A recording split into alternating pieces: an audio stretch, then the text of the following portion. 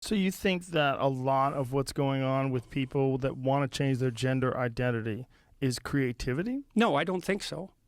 So what do you? I know so. You know so. Yeah, that's not all of it, but that's definitely part of it. But there are for sure a lot of people that transition, and there has been work on this that shows that if they didn't transition, they wanted to transition at one point in time, and then they eventually wound up becoming gay men.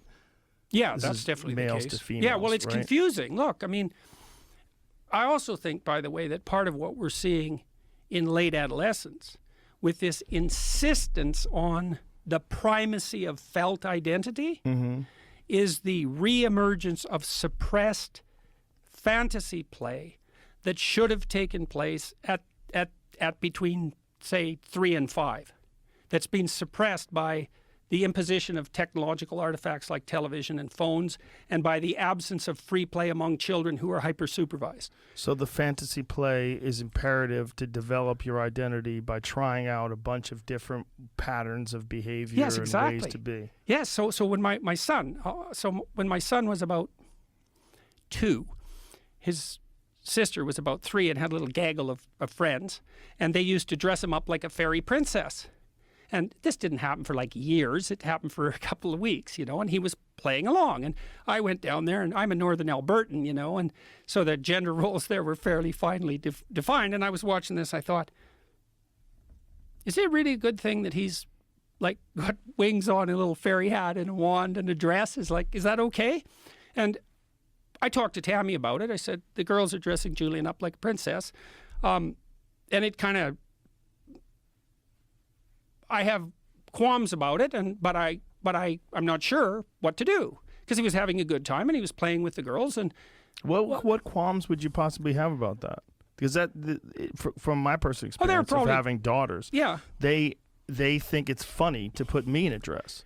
It is funny. Yeah, well, Yeah. there was a dress that my wife was throwing out, and my daughters made me put it on. They forced me to, and they took pictures of me. Yeah, I bet they thought it was hilarious. Yeah. My daughter decorated me up like a woman one day in her makeup class. And Right. So what's wrong with that? Nothing, right? Well, that's just fun. No. Well, that's it. That's what I Right. concluded. I thought, well, But why would you worry about anything else other than it being fun? well, probably because why was I worried about it?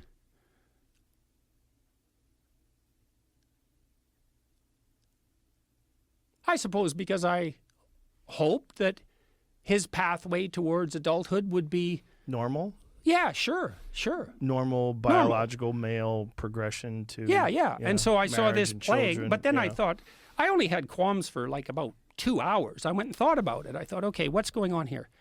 Well, he's playing with the girls. Okay, should he play with girls? Yes, definitely. He should play with girls. Absolutely.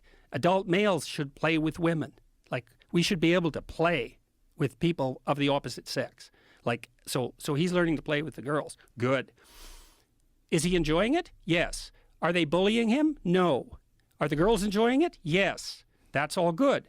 Okay, so what does it mean he's playing at being a girl? Oh, he's trying to understand what it means to be a girl. Well, how do you understand that when you're 3 or maybe when you're 50? You play at it, which means you allow that pattern of being to inhabit you, and you experiment with it. Now, a lot of older transgender types, the late onset types, they're playing. They just don't know it. Now, there are often people who have a kind of a rigid identity, and part of their escape from that rigid identity is to develop some of the characteristics that are typical of the opposite sex. They need it.